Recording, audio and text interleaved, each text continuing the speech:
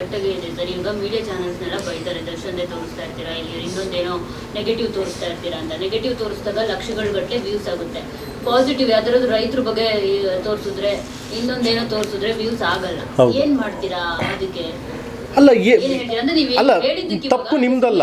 No ತಪ್ಪು ನಿಮ್ದಲ್ಲ, ತಪ್ಪು ನಮ್ಮ ಮೀಡಿಯಾದವ್ರದಂತೂ ಅಲ್ಲಕ್ಕೆ ಅಲ್ಲ. ಯಾಕೆಂದ್ರೆ ಅದು ಎಲ್ಲನೂ ತೋರಿಸ್ದಾಗ ಅದನ್ನು ಮಾತ್ರ 5,000 ಜನ 6,000 ಜನ ನೋಡಿರ್ತಾರೆ. ದರ್ಶನ್ ಅವ್ರದ್ದು ಬಂದರೆ ನಿಮಗೆ ಲಕ್ಷಾಂತರ ಜನ ಮಿಲಿಯನ್ಸ್ ಗಟ್ಟಲೆ ನೋಡ್ತಾರೆ ಅಂತಂದರೆ ಬಿಕಾಸ್ ಆಫ್ ರೀಚ್ ಆಗೋದು ಜನಗಳ ಮನಸ್ಥಿತಿಗಳು ಹಂಗಿರ್ತವೆ, ಏನು ಮಾಡೋಕ್ಕಾಗಲ್ಲ. ಬಟ್ ಅವ್ರು ಏನು ಮಾಡ್ತಾರೆ ಅಂದರೆ ಮೀಡಿಯಾಗಳನ್ನೇ ಬ್ಲೇಮ್ ಮಾಡುತ್ತೆ, ಅವ್ರ ಬಗ್ಗೆನೇ ತೋರಿಸ್ತಾ ಇದ್ದಾರೆ, ಅವ್ರ ಬಗ್ಗೆನೇ ತೋರಿಸ್ತಾರೆ. ಇಲ್ಲ ಆ ಥರ ಏನಿಲ್ಲ. ಆಮೇಲೆ ಏನಾಗಿದೆ, ಒಬ್ಬ ಬಗ್ಗೆ ತೋರಿಸಿದ್ರು ನೋಡ್ತಾರೆ ಸರ್ ಜನ. ಅಲ್ಲ, ಏನು ಮಾಡೋಕ್ಕಾಗಿಲ್ಲ. ನಾನು ದರ್ಶನ್ ಅವ್ರ ಬಗ್ಗೆ ಹೇಳ್ಬೇಕು ಅಂತಂದರೆ ಪಾಪ ಅವ್ರವ್ರ ನೋವು ಅವ್ರವ್ರಿಗೆ ಗೊತ್ತಿರ್ತದೆ ಮಗ.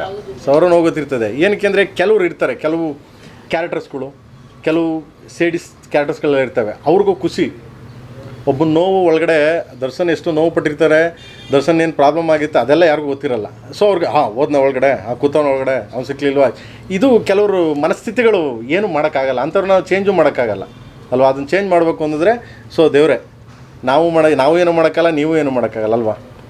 ಸೊ ಏನು ಮಾಡೋಕ್ಕೆ ಹಂಗಂತಬಿಟ್ಟು ಮೀಡಿಯಾ ದೋಷಿಸಿದ್ರೆ ಅದು ತಪ್ಪದು. ಏನು ಮಾಡೋಕ್ಕಾಗಲ್ಲ. ಇಲ್ಲಿ ಪ್ರಪಂಚದಲ್ಲಿ ಎಲ್ಲ ನಡೀತಾ ಇರ್ತದೆ, ಎಲ್ಲನೂ ತೋರಿಸ್ತಾರೆ. ಒಳ್ಳೇದು ಕೆಟ್ಟದ್ದು ನಿಮಗೆ ಬಿಟ್ಟಿದ್ದು, ನೀವು ತಗೊಳ್ಳಿ. ಅದಕ್ಕೆ ಮೀಡಿಯಾದವ್ರನ್ನ ಯಾಕೆ ಬೈತೀರಾ ನೀವು? ಚಾನ್ಸೇ ಇಲ್ಲ, ನೆವರ್. ಇಲ್ಲ, ನಾನು ಹೋಗಕ್ಕೆ ಮುಂಚೆ 2 ದಿವಸಕ್ಕೆ ಮುಂಚೆ ಮೀಟ್ ಮಾಡಿದೆ. ಹೋಗಕ್ಕೆ ಮುಂಚೆ ಸಿಕ್ಕಿದ್ರು, ಮಾತಾಡಿದ್ವಿ. ಆ್ಯಂಡ್ ನೋಡೋಣ. ಸೊ ನನಗೆ